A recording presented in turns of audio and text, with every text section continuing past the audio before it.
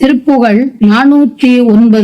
கரிமுக கடக்களிற்று அதிக கற்பக மத கஜமுகத்து அவுணனை கடி யானை கடலை எள் பயறு நல் கதலியில் கனி பல கனி வயிற்றினில் அடக்கிய வேழம் அறிமுகத்தினன் எதிர்த்திடு களத்தினில் மிகுத்து அமர்புரி கணபதிக்கு இளையோனே அயில் எடுத்து அசுரர் வெற்பு அலைவுற பொருது வெற்றியை மிகுத்த அருமுக குமர ஈசா நரிமிகு கிளைகளை பரி என கடி வழக்கையில் பிடித்து எதிர் நடத்திடும் ஈசன் நடனம் இப்படி இடத்தின் இசைத்து அறையினில் கரி உரித்து அணிபவர்க்கு ஒரு சேயே துரி பெறச் சரி பொழில் கனவயர்க்கு அழகு உள துரிய மெய்த்தரளம் மொய்த்திட வீரி சுரர் துதித்திட மிகுத்து இயல் தழைத்த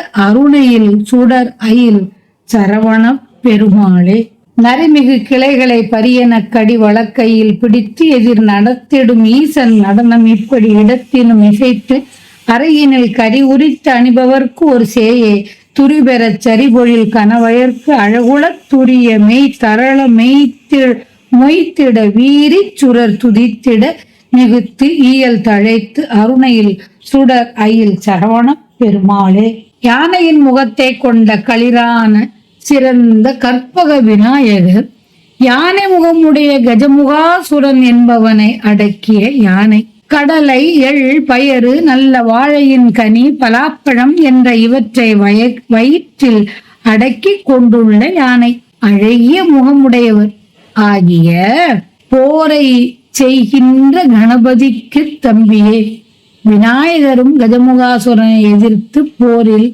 யுத்தம் செய்தார். வேலை எய்து அசுரரின் மலை போன்ற கூட்டம் அலைச்சல் அடையுமாறு போர் செய்து வெற்றி மிகவும் கொண்ட ஆறுமுகமுடைய குமரனே மிக்க நரிகளின் கூட்டத்தை குதிரையாயாக்கி கடிவாளத்தை கையில் பிடித்து பாண்டிய மன்னன் எதிரே நடத்தி கொண்டு போன சிவபெருமான் தமது திருவிழாடலை இந்த உலகத்தில் இப்பூமியில் யானையை உரித்து தோலை அணிந்தவர் அவருக்கு ஒப்பில்லாத மைந்தனே கரி உரித்து அணிபவர்க்கு ஒரு சேயை யானையை உரித்து தோலை அணிந்தவர் காய்கனிகளான சுமையை பெற்றிருப்பதால் சரியும் மரங்கள் நிறை சோலையிலும் பெருமை வாய்ந்த வயலிலும் அழகுள்ளனவும் தூய உருவை கொண்டிருக்கின்ற முத்துக்கள் நெருங்கி இருக்க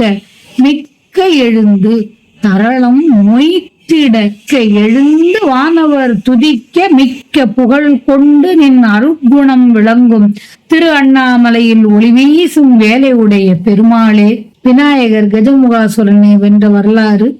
கஜமுகாசுரன் வானவருக்கு துன்பம் செய்து வந்தான். அதனால் இந்திரன் முதலிய வானவர் தம் துயரை தீர்க்கும்படி விநாயகரை வேண்டிக் கொண்டனர். விநாயகர் அவரது வேண்டுகோளை ஏற்று அந்த அசுரன் மீது தம் ஒரு கொம்பை ஒடித்து எறிந்தார். அது அந்த கஜமுகாசுரனின் மார்பினை பிளந்தது. அவன் மடிந்தவன் போலாகி அந்த உடம்பை விட்டு நீங்கி பெருச்சாளி போலாகி விநாயகரை தாக்கலானான். விநாயகர் அந்த பெருச்சாளி மீது ஏறி அமர்ந்து என்னை சுமப்பாயாக என்றார். அரிமுகம் என்பது அழகிய முகம் என்று பொருளாய்.